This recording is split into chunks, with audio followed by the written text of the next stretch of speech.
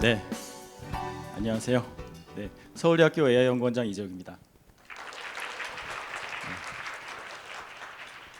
뭐 잠깐 소개를 해주시긴 했는데 저도 이제 주로 연구를 하는 사람이라 사실 만나뵐 기회가 저희 이제 같이 연구하는 분들이나 아니면 엔지니어 분들 이런 분들밖에 만날 기회가 없는데 오늘 선생님들 만나뵙게 돼서 대단히 반갑고요. 또 저도 이 기회를 통해서 많은 또 인사이트를 좀 얻기를 바라는 마음이 있습니다. 그래서 오늘은 좀 이제 다가올 10년 함께 상상해보는 AI와 함께 내일이라는 좀 거창한 제목을 붙였는데요. 최근에 조금 제가 비슷한 고민을 대학이라는 좀 그런 맥락에서 고민해볼 기회가 있었어서 요거를 조금 근데 생각해보면 이게 뭐 대학이든 아니면 초중고든 같은 고민의 본질은 같은 거라고 생각을 하거든요. 그래서 오늘 그 내용을 조금 더 정리해서 앞으로 이제 저희 또 좋은 이제 패널 세 분을 모시고 또 이제 대담을 나눌 텐데 그 전에 약간 좀 가볍게 저희가 좀 생각하는 방향들 이런 것들에 대해서 먼저 좀 소개드리는 이제 그런 발표라고 생각하시면 될 것 같습니다. 예, 다음 슬라이드 넘겨주실까요? 이거 제가 해야 되는 건가요? 네, 예. 뭐 지금 아마 많이 보신 문구이실 것 같아요. 지금 학교에 다니는 아이들 중에 65%는 아직 존재하지 않는 직업에서 일하게 될 것이다. 이거 월드 이코노믹 포럼에서 했던 얘기인데 이게 사실은 2016년에 나온 말이에요. 그러니까 사실은 거의 10년 전에 나왔던 말이죠. 그러니까 제 생각엔 아마 지금은 이제 65%보다도 훨씬 더 많은 아이들이 지금 존재하지 않는 어떤 그런 직업 또는 종류의 일을 하게 될 것이라고 예상이 되고 있습니다. 오늘 그래서 저도 사실은 대학에서도 굉장히 고민이 많습니다. 도대체 우리가 어떻게 아이들 교육을 해야 되는지 그런 것들에 대한 고민이 많은데 제가 그냥 생각하는 그 내용을 세 가지 정도의 키워드로 준비를 했어요. 그래서 AI, ABC라고 정리를 했는데 AI와 그다음 빌딩 블록, 커뮤니티 이렇게 세 가지의 어떤 키워드로 좀 정리를 해봤습니다. AI는 오늘 논의의 출발점이고요. 왜냐하면 이런 어떤 혁신적인 기술이 나와서 우리 사회에 굉장히 빠른 어떤 그런 발전 또는 변화가 일어나고 있고, 그 다음에 두 번째는 이제 빌딩 블럭이라고 했고요. 사고의 기초 체력이라고 할 수 있을 것 같습니다. 그리고 이 사실 빌딩 블럭이라는 게 굉장히 중요한 이유가 우리가 어떤 창의성을 얘기할 때 그 창의성의 그런 천장을 만드는 게 한편으로는 좀 빌딩 블럭이라고 볼 수 있거든요. 그래서 빌딩 블럭, 그다음에 커뮤니티, 또 어떤 우리가 인간의 대체될 수 없는 인간 고유한 가치 이런 것들에 대한 그런 것들의 논의를 조금 해보겠습니다. AI에 대해서 두 개의 가장 중요한 질문을 뽑으라고 하면은 사실 두 가지로 정리할 수 있을 것 같아요. AI가 잘하는 게 무엇인가? AI로 할 수 있는 것이 무엇인가? 두 번째는 AI가 못하는 것이 무엇인가? 그 두 가지로 크게 정리를 해볼 수가 있을 것 같거든요. 그래서 AI라는 것은 결국은 우리가 소위 말하는 이제 how 어떤 것들을 좀 뭐 코딩이든 아니면 어떤 다양한 종류의 작업들을 실제로 실행하는 그런 것들을 굉장히 효율적으로 해주는 그런 기능이 있죠. 근데 그러면은 두 번째 질문은 이 AI가 못하는 것은 무엇인가? 그것은 여전히 아마 인간의 영역으로 남아 있겠죠. 그래서 AI가 만약에 how라는 것을 굉장히 잘 해준다고 하면은 인간은 여전히 무엇을 해야 되는지 문제 정의, 그다음에 왜 이것을 해야 되는지 그런 이제 목적 이런 것들에 대한 정의를 해야겠죠. 그리고 무엇을 만들어야 되는지 왜 이것이 중요한지 그런 것들에 대한 답을 하는 것이 인간의 역할이라고 생각이 되고요. 그다음에 빌딩 블럭을 좀 얘기를 하면은요, 사실은 이미 제가 컴퓨터공학과 교수다 보니까 사실은 코딩 이런 쪽에서 가장 빠르게 지금 변화가 일어나고 있어요. 실제로 최근에 나온 이제 에이전틱 시스템을 쓰면은 이제 전문가가 아닌 분들도 어떻게 보면 코딩을 굉장히 잘 하실 수가 있고, 그리고 실제로 뭐 많은 경우에 예전에 사실 작년만 해도 보통 이제 AI 툴을 써가지고 코딩을 하는 거 굉장히 작년에도 이미 많았지만 그때는 이제 비율이 예를 들어서 20%의 코드를 AI가 짜고 80%가 사람이 하는 일이다. 뭐 이 정도의 비율이라고 하면은 그 비율이 빠르게 역전이 되고 있습니다. 그래서 좀 그렇지만 여전히 인간의 역할은 AI를 활용하고 그 다음에 결과물을 평가. 왜냐하면 AI가 만든 뭐 결과물을 평가하는 건 여전히 인간이 하는 몫이니까요. 그 다음에 복잡한 현실의 문제를 정의하는 그런 역할들을 인간이 해야 된다라고 생각을 하고 있습니다. 근데 저희가 이제 생각해 보면은 AI 시대의 생존 전략은 결국 프롬프트, 뭐 예를 들면 질문을 잘해야 된다 이런 말씀들 많이 하시죠. 근데 그 프롬프트를 그러면은 잘 하려고 그러면은 질문을 잘 하고 뭔가 요청을 잘 해야 되는데 그러면 좋은 질문 또는 좋은 프롬프트 이런 것들은 어떻게 그런 것들을 만들 수 있는 창의력이라는 건 도대체 어떻게 우리가 만들 수 있는가? 여기에서 이제 빌딩 블럭이 중요해지는데 사실은 생각해 보면 창의성이라는 것은 우리가 생각해 봤을 때는 제 개인적인 생각으로는 이게 무에서 유를 창조하는 것이 아니라 어떻게 보면 이미 우리가 가지고 있는 어떤 소위 말하는 지적인 빌딩 블럭들 이런 것들을 창의적인 방식으로 조합함으로써 만드는 거라고 볼 수 있거든요. 그래서 이런 맥락이라면 사실은 굉장히 좋은 퀄리티의 다양한 빌딩 블럭을 갖춰주는 것이 굉장히 중요하다라고 생각이 됩니다. 그래서 소위 말해서 이게 초등학교 예를 들면 어떤 이런 오른쪽 그림에 보시는 것처럼 이런 좀 장난감 같은 이제 블럭에 빌딩 블럭을 갖고 있는 사람이 만들 수 있는 어떤 산출물과 그다음에 또 굉장히 다양하고 풍부한 빌딩 블럭을 갖고 있는 사람의 산출물이 다를 수 있겠죠. 그래서 이게 약간 좀 돌고 도는 약간 닭이냐 달걀이냐 약간 이런 좀 순환이 있는데 질문을 잘 하기 위해서는 반대로 또 아는 게 또 많아야 되고 다양하고 어떻게 보면은 풍부한 빌딩 블럭이 있어야 됩니다. 지적인 어떤 그런 경험, 지식 뭐 이런 것들이 많이 있어야 된다는 얘기죠. 그래서 좋은 창의성이라는 것은 결국은 지적 빌딩 블럭의 조합이라고 우리가 정의를 한다 그러면 그 빌딩 블럭의 양과 질이 어떻게 보면 산출물의 그 상한을 정하는 천정의 역할을 하게 된다. 그렇게 얘기할 수가 있고 그래서 여전히 AI 시대에도 AI가 만약에 많은 how를 대체해 준다고 해도 여전히 아이들에게 어떤 좋은 빌딩 블럭, 좋은 경험, 또 어떤 많은 어떤 또 좋은 지식 이런 것들을 갖춰주는 것은 사실은 굉장히 중요한 교육의 역할로 남아 있을 거라고 생각이 됩니다. 근데 마지막에 이제 커뮤니티에 대한 얘기인데요. 커뮤니티는 뭐 예를 들면 이제 뭐 김주환 교수님의 회복 탄력성에 보면은 뭐 우리가 지금까지 가르쳤던 소위 말하는 국영수, 언어, 수학 뭐 이런 것들을 가르쳤던 이유는 이게 사실은 실행을 잘 하기 위한 거죠. 임금 노동자로서 어떻게 보면은 필요한 덕목이기 때문에 이런 것들이 굉장히 중요했다면, 근데 이런 것들이 만약에 AI가 이제 더 하는 시대로 더 잘할 수 있는 시대라면 그럼 도대체 우리는 뭘 가르쳐야 되나 이런 것들에 대한 얘기를 하는데 그 오픈 AI 챗GPT 만든 샘 알트만이 이런 얘기를 했어요. 그러니까 뭐 영어로 쭉 길게 써 있는데 결국 뭐냐면은 챗GPT는 사실은 그렇게 신뢰할 수 있는 시스템이 아닌데 사람들이 너무 이걸 신뢰해서 당혹스럽다. 약간 이런 내용이에요. 그래서 사실은 아까 말씀드린 뭐 잘 아시는 것처럼 환각, 뭐 헐루시네이션이라고 하는데 그런 것도 있고, 그다음에 사실은 AI가 어떻게 보면은 AI와 사람의 관계가 아직은 여전히 그 사람들 간의 어떤 그 신뢰 관계를 대체하지는 못하고 있잖아요. 적어도 현재까지는. 그래서 그런 걸 봤을 때 여전히 어떤 그 신뢰 네트워크 그거는 여전히 인간의 몫으로 남아 있는데.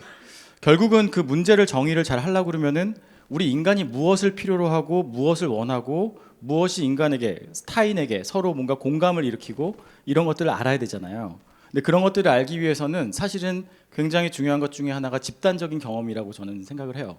이게 저희 뭐 차성균 교수님께서 잘 요약을 해주신 내용이기도 한데 이게 그러니까 뭔가 글쎄 혼자만의 그냥 AI와 인간만 인터랙션을 하는 게 아니고 뭔가 주변에 있는 다른 어떤 그 다른 인간, 다른 사람과 같이 뭔가 협업을 하면서 어떻게 보면 그런 어떤 사람들을 좀 더 잘 이해하게 되고 그다음에 서로 어떻게 보면은 서로를 잘 설득하고 서로 어떻게 보면 협업하고 이런 기능들이 또 21세기의 또 AI 시대에 또 가장 중요한 어떤 그 미래 교육의 중요한 부분이 아닐까 이렇게 생각을 하게 됩니다. 예, 그래서 이게 마지막 장표인데요. 그래서 오늘 그 주제는 교육의 포럼, 교육의 이제 초점은 이제 how가 아닌 인간만이 할 수 있는, AI가 잘 못하는, 대체될 수 없는 그런 것들이 무엇인가에 대해서 조금 더 오늘 더 깊이 있게 말씀을 나눠 볼 수 있기를 바라고요. 그래서 오늘 아까 말씀드린 대로 뭐 교육, 그다음에 뭐 문화, 다양한 이제 저 분야의 전문가분들과 함께 이 오늘 패널 그 토의를 진행해 보도록 하겠습니다. 네, 경청해 주셔서 대단히 감사합니다.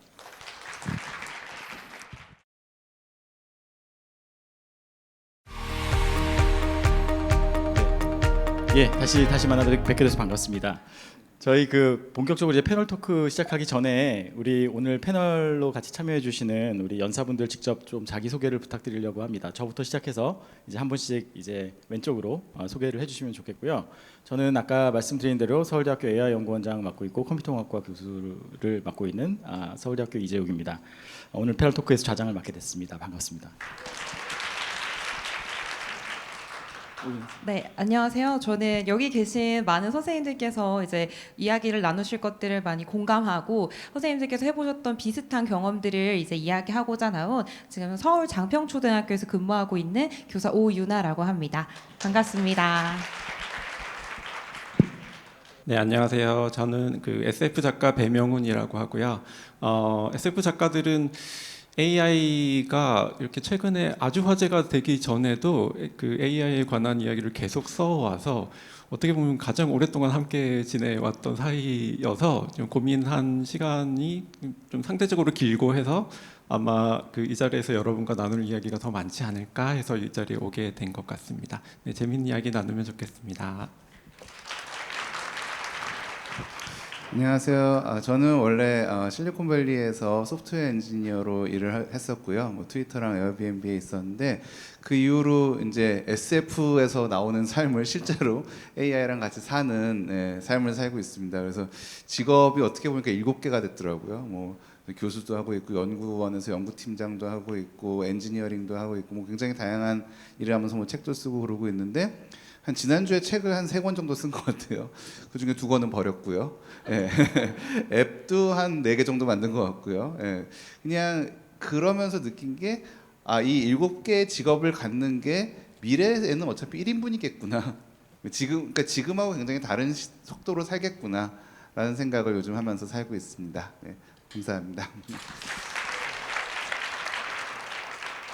네, 오늘 저 학교에 계신 선생님도 오셨고, 그 다음에 뭐 SF 작가님도 계시고, 그리고 AI를 다양하게 활용하고 계시는 우리 대표님까지 굉장히 어떻게 보면 다양한 시각으로 저희가 이 문제를 저희가 한번 좀 논의해 볼 수 있을 것 같은데요.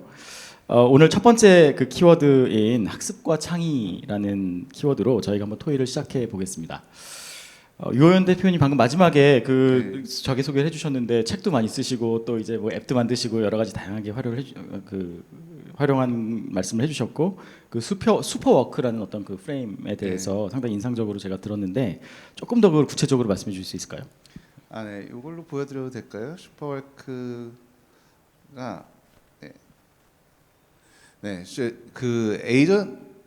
그 AI 트랜스포메이션을 할 때 회사에서 AI로 트랜스포메이션을 할 때 처음에 드는 생각은 이거예요. 매니저가 대표님이 직원들한테 야 내가 돈 다 내줄게 너네 에이전트 맘대로 써 AI 맘대로 써 그렇게 하면은 각 사람들이 AI를 열심히 써서 퍼포먼스가 올라가요. 근데 일단은 거기까지예요. 그리고 뭐 크게 뭐 대박이 나고 뭐 그러진 않죠. 각 사람들이 열심히 AI를 쓰고 좀 자유시간이 늘어난다. 그런데 윗사람이 AI를 쓰기 시작하면은 헬게이트가 열립니다. 윗사람 입장에서 매니저 입장에서 사람한테 일을 줄까 AI한테 일을 줄까? AI한테 일을 주면 5분 후에 갖고 오고 비용은 월급 50불 비싸게 잡아서 한 5만 원이면 돼요. 사람한테 주면 3일 후에 갖고 오고 비용은 월급 500만 원. 그러면은 당연히 AI한테 주게 되죠. 그래서 AI를 막 쓰다 보면은 실무자들한테 줄 일이 없어지게 돼요. 저희 연구팀에서도 이게 굉장히 제가 연구팀장인데 연구원이 3명이 있어요. 박사과정 이상이고 박사도 있고 굉장히 뛰어나신 분들이거든요. 그래서 제가 일을 주고 일을 갖고 올 때쯤 되면 제가 AI랑 일해서 딴 데를 가 있는 거예요. 이게 몇 달 동안 반복되다가 지난달에 처음으로 선언을 했습니다. 정말 나도 인정하고 싶고 여러분도 인정하기 싫지만 우리 인정하자. 나는 여러분이 필요가 없다. 라는 말을 할 수밖에 없었고 자 그러면 여러분이 잘못한 건 아무것도 없고 내가 AI를 써서 그렇게 된 건데 그러면은 내가 여러분한테 지금까지는 작은 태스크를 줬어요. 리포트 써와 이거 조사해와가 근데 그거는 AI가 1분 만에 조사해오잖아요. 그러면은 훨씬 규모를 키워서 같이 하려면 뭐가 되냐. 결국 제가 했던 비유는 그거예요. 우리가 지금 100m 달리기 선수들이어서 100m를 달리기를 했는데 오토바이가 주어졌어요. 오토바이를 타고 100m를 달리려니까 더 어려운 거예요. 그래서 우리는 마라톤 선수로 바꾸자. 오토바이 타고 마라톤을 하자. 이제 그렇게 해서 나온 모델이 이제 나도 매니저, 너네도 매니저. 그래서 다 같이 큰 일을 하자. 그리고 나서는 점점 이렇게 수평적으로 돼요. 윗사람이 지시하는 게 아니니까. 그리고 나서 앞으로의 미래는 어떻게 될 거냐? 앞으로의 미래는 에이전트 시대 지금 열렸죠. 제가 에이전트한테 일 시키면 제 에이전트가 우리 연구원 에이전트한테 가서 어떻게 되고 있어요? 그러고 이제 글 쓰는 에이전트한테 가고 뭐 조사하는 에이전트한테 가고 그래서 연구를 같이 진행을 하고 저는 사람들끼리는 별로 얘기할 필요는 없겠지만 그냥 노는 거죠. 모여서 그 사람들은 사람들 관계에 집중하고 일은 에이전트가 하는 그런 쪽으로 지금 나아가고 있습니다. 그래서 제가 소프트웨어 백그라운드가 있기 때문에 이걸 계속 에이전트를 만들면서 하고 있는데 나름 굉장히 재밌게 그래서 저희 회사에서는 주 3일만 일해요. 이거 불법이에요. 주 3일만 일하면 우리나라 현재 노동법상 주 5일치 일을 줘야 돼요. 근데 그냥 주 3일만 일하고 우리는 그냥 화요일 목요일은 놀자. 예. 뭐 집에서 재택근무도 아니고 그냥 놀자. 예. 지금 그렇게 해서 왜냐하면 월수금의 일을 이 속도로 하면은 너무 빨리 하거든요. 하루에 한 달치 일을 해요. 그럼 머리가 터져요. 너무 힘들어요. 그래서 화목은 쉬어줘야 돼요. 그래서 그런 식으로 새로운 형태의 일을 한번 만들어 가 보고 있습니다. 네, 그 슈퍼워크 프레임워크 굉장히 흥미롭게 잘 들었는데요. 근데 이제 유호연 대표님처럼 또는 저도 이제 마찬가지 입장이지만 매니저들한테는 AI는 굉장히 그 훌륭한 도구이긴 한데 조금 이제 학습을 좀 해야 되고 기초 사교육을 좀 길러야 하는 우리 아이들한테는 이게 사실 생각의 근육을 좀 뺏는 독이 될 수도 있잖아요. 그래서 이게 실제로 교육 현장에서는 좀 어떻게 생각하시는지 오인환 선생님께서 좀 말씀해 주시면 좋을 것 같습니다. 네, 실제로 이제 제가 이제 교육 현장에서 제가 직접 경험했던 바를 이제 설명을 드리자면, 실제로 제가 이제 과학 수업을 하고 있었어요. 그래서 과학 시간에 이제 아이들과 함께 균에 대해서 조사를 해보자. 왜냐하면 초등학생에게 균이라는 개념이 굉장히 어렵거든요. 그래서 이걸 조사를 해보는 과정이 있는데, 자, 어떤 방법을 사용하면 좋을까요?라고 했는데 어떤 아이가 손도 들기 전에 챗GPT한테 물어봐요. 이렇게 대답을 하는 거예요. 아마 지금 현장에 계신 많은 선생님들께서 저와 비슷한 경험을 해보셨을 것 같은데요.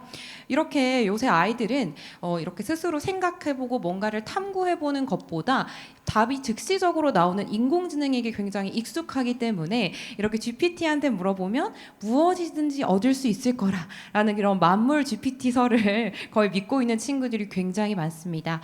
아무래도 이렇게 성인 같은 경우에는 스스로 분별하고 판단할 수 있는 힘이 크지만 아이들은 그런 부분들이 지금 성장하는 과정이기 때문에 저희가 이 부분을 현장에서도 잘 지켜보고 교육적으로 대처해야 하지 않을까 이런 고민들을 많이 하고 있습니다.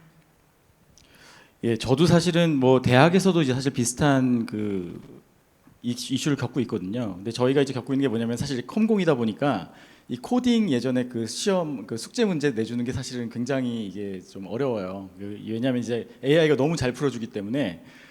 근데 저희가 이제 제가 보는 이제 문제는 뭐냐면은 학생들이 점점 배달원이 되고 있다. 그러니까 배달원이 뭐냐면은 교수가 문제를 내요. 교수가 예를 들면 어떤 뭐 코딩 문제든 어떤 숙제 과제를 내면은 그거를 학생은 들고 가서 AI에게 물어봐요.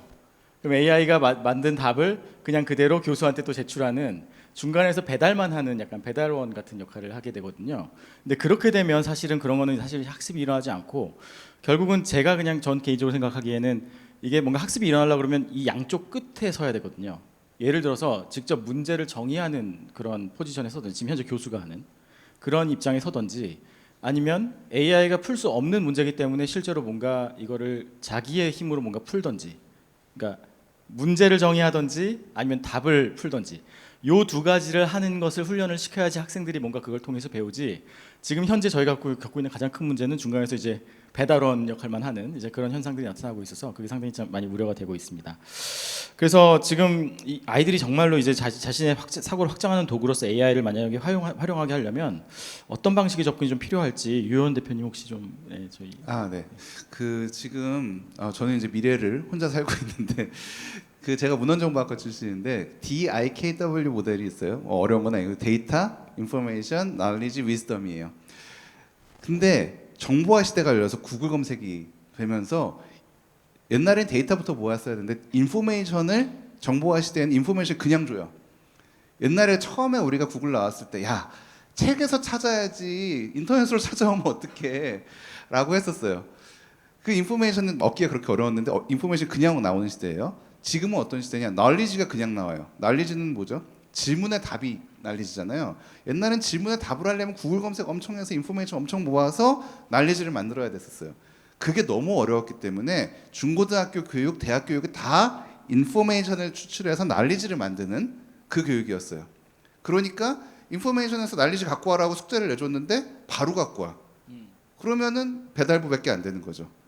근데 저희 연구원에서 무슨 연구를 하냐면요. 태제미래전략연구원인데 기술의 임팩트가 올 때마다 전쟁이나 혁명이 일어났어요. 큰 폭력적인 사건이 일어났죠. AI는 더 큰 임팩트잖아요.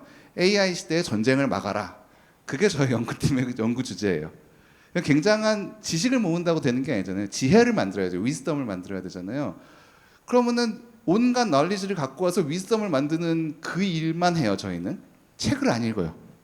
책도 안 읽고 논문도 안 읽고 AI가 가져온 얘기들을 모아서 어떻게 하면 전쟁을 막을 수 있을 것만 고민해요. 이것만 해도 엄청 힘든 일이에요.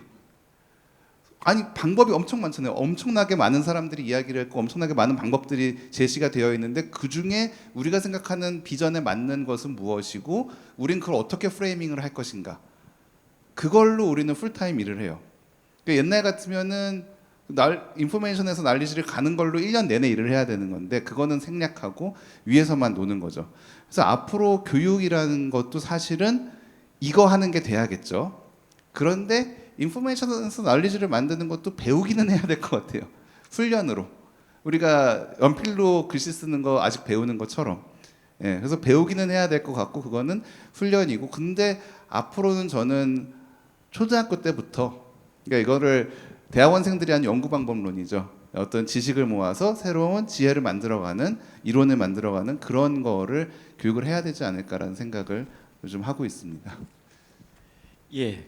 여기서 한번 저희 또 우리 배명훈 작가님도 좀 말씀을 들어보면 좋을 것 같은데요. 이 학습과 또 창작이라는 측면에서 AI를 활용하는 이제 그런 논의가 있을 것 같은데 배명훈 작가님께서는 학습과 창의의 도구로서 AI 어떻게 보시는지 좀 궁금합니다. 네, 일단 그 이야기를 하기 전에 학습이라는 말에 대해서 조금 생각을 해볼 필요가 있는데 우리가 AI 이야기를 할 때도 기계학습이라는 말이 나와서 학습이라는 말이 나오잖아요. 그리고 교육 현장에서도 당연히 학습이라는 말이 많이 등장하게 될 텐데 이 두 말이 똑같은 말을 하고 있지만 사실은 다른 경우가 조금 있어요. 특히 창작 교육에 있어서는 어떤 면에서 좀 반대되는 경향까지도 있다고 이야기들을 하고 있고요. 테드 창이라는 미국의 유명한 SF 작가가 있는데 이분은 중요한 작가고 그 컨택트라고 개봉됐던 영화의 원작자이기도 합니다. 그러니까 본인이 물리학 전공자이고 컴퓨터 공학 쪽에서 현업에서 일을 하시는 분이기도 하고요. 근데 이분이 2024년에 한국에 와서 강연을 엄청 많이 하고 다니면서 AI는 창작을 하기에는 적절한 도구가 아니다라고 얘기를 했는데 무슨 이야기냐면 창작은 원본이 중요하고 원본이 디테일이 날카롭게 살아있는 게 굉장히 중요한 영역인데 AI가 하는 학습 그 학습의 결과로 내놓는 것은 원본을 한번 복사한 것을 또 복사한 것을 또 복사하고 또 복사하고 또 복사한 것을 조합해서 내놓는 방식이다라고 이야기를 하면서 이때 디테일이 깨진다고 이야기를 해요. 우리가 어떤 문건을 복사기에 넣고 돌린 다음에 그걸 복사한 걸 또 복사하고 또 복사하고 하면 모서리가 깨지는 것 같은 현상을 이야기를 하고 있거든요. 근데 이게 창작하고는 거의 정반대로 가는 것 같은 느낌이 있다. 그런 이야기를 하고 있어서 어떻게 보면 아까 이재욱 교수님 말씀하신 빌딩 블록의 그 빌딩 블록 자체도 조금 그 전통적인 창작 영역에서의 그 블록하고는 조금 다르다라는 이야기를 하고 있고요. 그러니까 그런데 아마 반론을 제기하실 분들 많을 거예요. 그런데 그 AI가 그 예술 분야에서 인간의 노동력을 이미 대체하고 있지 않냐라고 말씀하실 거예요.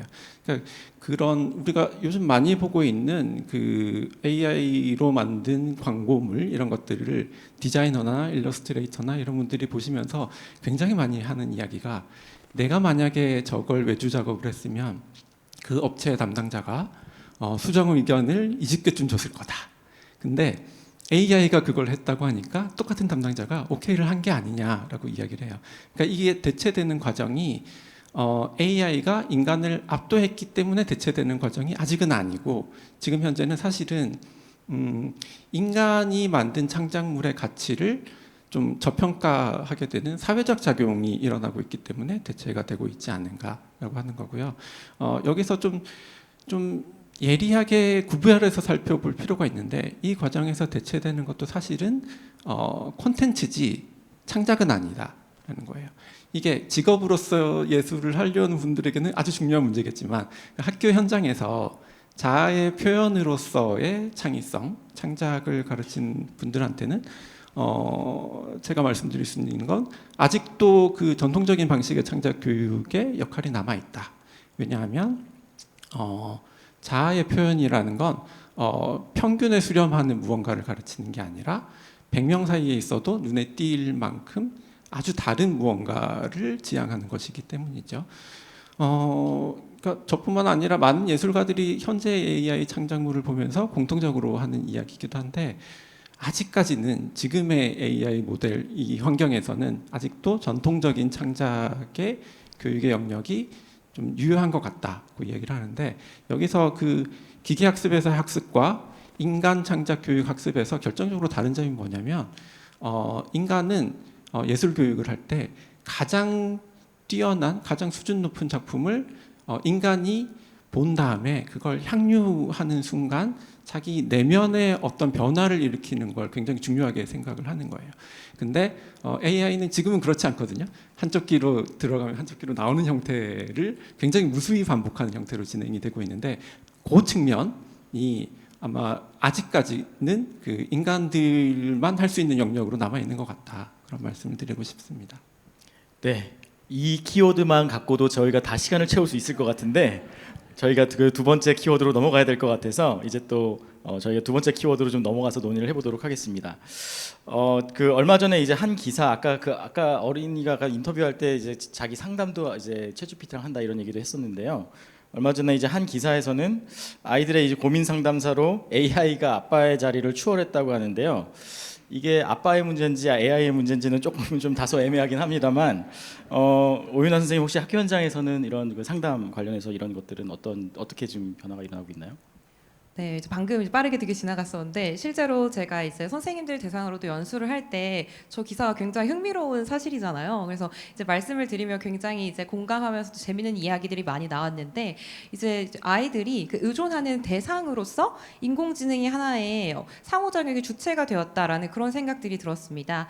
되게 재밌었던 게 사실 이제 초등학생 같은 경우에는 생성형 AI를 사용할 수 있는 연령 지침상 이제 어렵기 때문에 직접 쓰지는 못하고 보통 이제 교육적 목적으로 세팅이 되어 있는 AI 챗봇 같은 것들을 써보셨을 것 같아요. 그래서 실제로 제가 이제 초등학교 3학년을 데리고 해당 수업을 했을 때 이 친구의 첫 마디가 저를 약간 여러 가지 생각을 잠기게 했었는데 챗봇에게 처음 한 말이 안녕 나는 서울 땡땡 초등학교 3학년 1반 땡땡땡이야 라고 시작을 하는 거예요. 즉 이 친구들에게는 저희가 마치 새로운 사람을 만나서 인사를 하는 것처럼 정말 새로운 대상이라고 생각을 하기 때문에 그만큼 저희가 이 친구들에게 AI를 어떻게 다뤄야 하는지를 조금 더 유심히 살펴봐야겠다는 생각이 들었습니다. 실제로 제가 저희 교실에서도 이 현상을 보았지만 이제 굉장히 재밌었던 이제 데이터가 있어요. 위에 사진을 보시면 단순히 이렇게 대화를 나누는 것뿐만이 아니라 선생님들께서도 많이들 공감하시겠지만 한국인이 가장 많이 사용하는 생성형 인공지능은 당연히 챗GPT입니다. 그런데 이제 이거를 다른 관점으로 볼게요. 얼마나 많은 사람이 사용하는 것이 아니라 한 번 이제 접속한 사람이 얼마나 오랫동안 사용하는지를 보게 되면 가장 높은 순위에 올라와 있는 프로그램이 바로 이제 제타라는 앱입니다. 혹시 제타라는 앱 사용해 보셨나요? 대부분 성인을 대상으로 제가 강의를 나가거나 연수를 나가면 대부분 다 모르세요. 근데 놀랍게도 청소년을 대상으로 제가 이야기를 하면은 애들이 제타를 쓰고 있습니다. 초중고 학생들 이제 고개를 이제 끄덕끄덕하면서 공감을 해주시는데요. 이게 약간 캐릭터로 이렇게 뭔가 이제 정의되어 있는 하나의 대상과 아이가 계속 이야기를 나눌 수 있는 방식입니다. 실제로 이제 국내에서 만든 앱인데요. 이 앱에 한번 들어가게 되면은 이 친구가 단순히 챗GPT처럼 정보에 대한 답만 얻고 끝내는 것이 아니라 정말 이 캐릭터에 대해서 정서적인 의존을 하게 된다는 것이죠. 그래서 제가 진짜 지켜봤던 교실에서의 모습 그리고 실제 청소년들이 이렇게 마주하고 있는 제타라는 앱의 사용 시간 같은 것을 고려했을 때 저희가 이 친구들이 AI와 친숙할 수밖에 없다라는 것은 인정을 하고 그러면 이걸 사용할 때 어떻게 잘 사용할 수 있는지 이 부분들을 더 집중해야겠다는 생각을 했습니다. 그러면서 이제 더더욱 필요한 것이 이제 잘 사용하는 방법에는 굉장히 여러 가지가 있잖아요. 이런 관계적인 부분들, 정서적인 부분들의 의존도를 낮추고 조금 더 이런 기술에 대해서 아이들이 객관적으로 바라볼 수 있도록 윤리를 기반으로 한 AI 윤리 교육들이 조금 더 현장에서 많이 받쳐줘야겠다 이런 생각들을 해봤었던 기억이 있습니다. 네, 저 사실 제타 처음 들어봤는데요. 네, 사실 뭐 이런 사실 그 SF 장르에서는 어찌 보면은 이런 AI와 그런 그 뭐 챗봇이든 컴퓨터 간의 이런 인간 간의 어떤 인터랙션 이런 것들의 관계가 사실 예전부터 많이 다뤄왔었죠. 배명훈 작가님 혹시 관련해서 말씀 주시면. 이 영화를 기억하실 텐데 이게 딱 그 현상을 다루고 있죠. 이게 2013년에 만든 영화였는데 처음 나왔을 때는 분명히 SF였는데 여기서 다루고 있는 미래가 2025년이에요. 작년에는 이게 SF가 아니게 된 현상이었죠. 그래서 SF가 미래를 예측하는 게 목표는 아닌데 우리가 가보지 않은 삶을 미리 경험하게 한다는 측면에서 윤리적인 경험을 미리 하게 하는 기능이 있거든요. 그래서 우리가 인간과 SF의 로봇의 인공지능의 관계를 어떻게 설정할까라는 고민이 100년보다 더 됐는데요. 왼쪽에 있는 RUR이라는 건 카렐 차펙이라는 체코 작가가 쓴 희곡인데 1920년 정도에 나왔고요. 연극으로 상연돼서 굉장히 미국과 유럽에서 화제가 됐었습니다. 이 책의 중요한 점 중에 하나는 로봇이라는 말을 처음 사용했어요. 이 작품에서 1920년인데 이때 이미 로봇이 인간의 노동력을 대체하고 그거를 넘어서서 반란을 일으켜서 인간을 지배하고 하는 이야기가 다루어지고 있습니다. 그래서 시작된 이야기가 로봇은 무서울 수 있다라는 이야기고 둘의 관계에서요. 그래서 조금 더 시간을 뒤로 가면 아이작 아시모프의 유명한 SF 작가죠. 로봇공학 3원칙이라는 게 등장을 하게 됩니다. 여기서는 로봇은 무서울 수 있기 때문에 저 3원칙 중에 1원칙을 보면 로봇은 인간에게 해를 입혀서는 안 된다. 이런 절대적인 원칙을 모든 로봇의 두뇌에다가 각인해버리는 아이디어를 제시를 하고 있어요. 그러니까 이 1원칙, 2원칙, 3원칙을 보면 누가 주인이고 누가 도구여야 되는지를 확실하게 적용을 해버리는 원칙이에요. 이게 1940년대 원칙이고요. 1980년대로 가면 이게 좀 많이 바뀝니다. 도너 해러웨이라는 사상가의 사이보그 선언이라는 글이 이 책에 포함이 되어 있는데 이 사이보그 선언의 내용은 뭐냐면 인간은 이미 사이보그 상태다. 기계 문명과 인간은 이미 연결돼 있다. 이게 1980년대 이야기를 했어요. 지금 우리는 더 그렇죠. 스마트폰과 인터넷이 없으면 지금 우리만큼의 성능을 발휘하지 못하는 게 우리이기 때문에. 근데 이 선언이 중요했던 이유는 로봇과 인간의 관계가 꼭 인간이 주인이고 로봇이 하위일 필요는 없다라는 걸 좀 새롭게 바라보게 된 계기가 되는 거예요. 왜냐하면 우리 모두가 사이보그 상태라면 우리 신체로부터 비롯된 신체의 차이에서부터 비롯된 차이나 차별 같은 걸 극복하는 데는 훨씬 도움이 되지 않냐 이런 아이디어였고요. 그냥 이렇게 쉽게 진행되지는 않았지만 이 생각은 계속 이어져서 21세기에는 포스트 휴머니즘이라는 사고가 있거든요.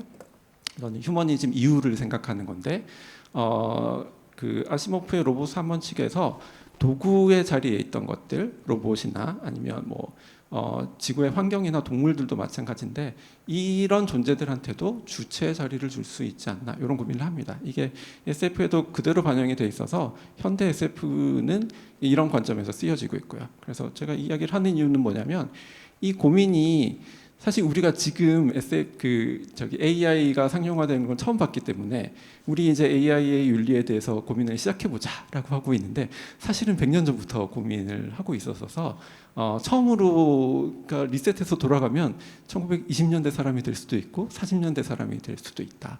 그러니까 그것보다는 이미 있는 답을 잘 공부하는 방법도 있으니까 좀 이미 있는 것들을 좀 연구해보면 좋지 않을까 그런 생각을 하게 됩니다. 예, 자녀와 함께 또 AI를 또 적극적으로 활용하고 계시는 유호연 대표님께서는 또 어떤 점을 유의하시면서 또 이런 AI를 활용하고 계시는지 좀 그 내용을 좀 나눠주실 수 있을까요? 네, 아까 나왔던 얘기지만 저희 딸이 계속 물어보더라고. 아빠 뭐 이거는 왜 그래? 이건 저거 뭐 하늘은 왜 파래? 수준의 그런 질문들을 지금 초등학교 3학년이어서 자꾸 그런 질문들을 하는데 그래서 저 오케이 구글한테 물어봐라고 했더니 나중에 아빠는 아는 게 없어? 라고 물어보더라고요. 근데 그럼 과학적인 걸 제가 어떻게 설명을 할 수가 있어요? 그냥 모든 걸 설명할 수 없죠. 근데 오케이 구글이 훨씬 더 정확하고. 그리고 요즘 저는 이제 딸이 어느 날 저한테 그러는 거예요. 아빠 나 바이브 코딩 가르쳐줘 그러는 거예요. 네가 바이브 코딩 어떻게 알아? 아빠가 맨날 얘기하잖아. 그래서 뭐 그렇긴 한데 너는 바이브 코딩을 할 수가 없어. 너는 컴퓨터라는 걸 켜본 적이 없어. 너는 키보드를 친 적이 없어. 이게 네가 하고 있는 건 아이패드지 컴퓨터가 아니야라고 얘기를 해줬어요. 그랬더니 내가 그래도 해보고 싶대요. 아빠가 옛날에 동화 만들어준 거 자기도 만들어보고 싶대요. 그래서 레플릿 앱을 아이패드에 깔아주고 음성 모드를 켜줬어요. 그랬더니 얘가 동화책 웹사이트를 만들고 그 동화책을 인터랙티브하게 만들어서 자기가 이렇게 선택에 따라서 시나리오가 바뀌게 해놓고 거기다가 자기가 구구단 외우는 게임도 만들어서 넣어놓고 타자 연습 프로그램도 넣었어요. 내가 타자 못한다 그랬더니 그러면서 야, 얘 창의력 터지는데? 그러니까 창의력을 막는 게 아니라 창의력을 진짜 완전히 자기가 생각할 수 있는 건 다 하는데 지금까지는 기술의 장벽 이거 컴퓨터 배워야 되잖아요. 그것 때문에 못했던 창의력이 오히려 터지고 저도 그렇거든요. 책도 쓰고 보고서도 쓰고 음악도 만들고 그림도 그리고 다 제가 생각만 하면 되잖아요. 그래서 제가 보고서를 막 써왔는데 우리 원장님께서 그러시더라고요. 이렇게 빨리 갖고 오니까 너 생각은 하고 갖고 오는 거냐라고. 그래서 저는 생각만 하고 일을 안 한 건데요. 생각만 하고 제가 타이핑을 안 한 거죠. 그 생각만 계속해서 AI한테 계속 얘기를 한 거죠. 그래서 창의력이 오히려 터지는 그래서 저는 저희 딸한테 어떻게 하면 이걸로 진짜 다양한 세상을 보여줄 수 있을까 그런 고민을 하고 있는데요. 그것만 해서는 어차피 학교 성적이 안 나오니까 그렇게만 해서 되는 건 아니겠지만 어쨌든 다양한 레벨에서 AI 시대에 다양한 경험을 해볼 수 있도록 도와주고 있습니다. 제가 오늘 패널 토론 해보니까 왜 100분 토론이 왜 100분 토론인지 알 것 같습니다. 너무 준비하신 것들이 너무 많은데 시간이 짧아서 마지막 사실 키워드랑 관련해서 제가 인저리 타임을 좀 써서 저기 우리 마지막으로 이제 세 분 우리 패널 선생님들께 저희 좀 질문을 드리려고 하는데요.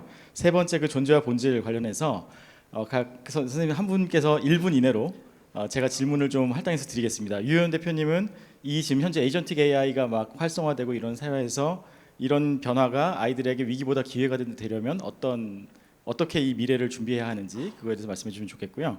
배명훈 작가님께서는 이 격격한 변화 속에서 우리가 지켜내야 할 인간다움의 본질은 무엇인지, 그리고 우리 오윤아 선생님께서는 그 교육의 현장에서 AI 시대의 배움의 의미와 그다음에 교육이 반드시 지켜내야 할 가치 이런 것들이 무엇인지를 1분 이내로 다 같이 말씀해 주시면 대단히 감사하겠습니다. 네, 빨리 말씀을 드리면 그 AI랑 사람 간의 관계 설정 지금 제가 연구하는 거에 따르면 제가 산업화 시대에는 기업이라는 게 처음 나왔어요. 기업이 원래 그전에 없었잖아요. 기업이 처음 나와가지고 온갖 폭력을 다 저지르는 거예요.